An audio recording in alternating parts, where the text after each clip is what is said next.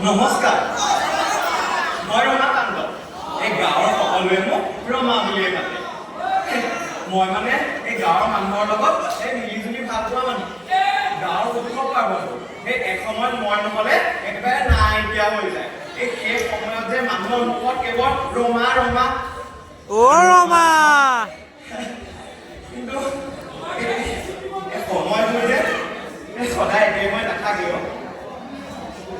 সেই সময়ত গাঁৱৰ মানুহৰ মাজত জনপ্ৰিয় এই ৰমাটো এতিয়া মানুহৰ ঘৃণাৰ পাত্ৰ এই ডেকাবোৰৰ মাজত এটি উপলুকাৰ টেকেলি কাৰণটো যে বৰ আচৰিত আচলতে মই ভাওনা কৰি ভাল পোৱা ল'ৰা মহিলাৰ চৰিত্ৰ তাতেনো কি হ'ল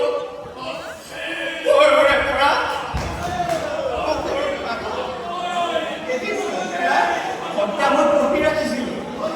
এই ভাওনাৰ জৰিয়তে সুযোগ পাইছিল তাতেই মোৰ ভুল আছিল এজন নাৰীৰ দৰে লয়লাসেৰে নাচিবলৈ প্ৰৱেশ কৰিবলৈ কিমানবোৰ সাধনাৰ প্ৰয়োজন হয় কিমানবোৰ কষ্টৰ প্ৰয়োজন হয় আপোনালোকে জানো বুজি পায় আৰু মোৰ প্ৰশ্ন আপোনালোকে জানো পাৰিব নোৱাৰে নহয় তেন্তে কিয় আমাৰ দৰে মানুহবোৰৰ ইমান বছৰৰ সাধনাবোৰ আমাৰ কলাবোৰ উপৰিৰে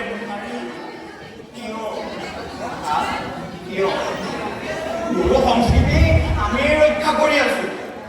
আমি নিজৰ আমি মহিলাৰ চৰিত্ৰ কৰি আছো বহুতেতো নোৱাৰে ন মানুহৰ আগত মহিলাৰ চৰিত্ৰ কৰিবলৈ আহিব তেওঁলোকক এজন মহিলাৰ চৰিত্ৰ কৰিলো বুলিয়ে মই জিৰা হৈ নেযাওঁ ময়ো কৰো মাত্ৰ মই ভাল পাওঁ ভাওনা কৰো মই ভাওনা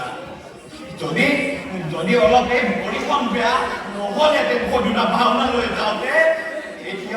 এতিয়া ময়ো ভাওনাৰ জনপ্ৰিয় অভিনেতাবোৰৰ মাজত ময়ো ভাওনা শিল্পী হ'লোহেঁতেন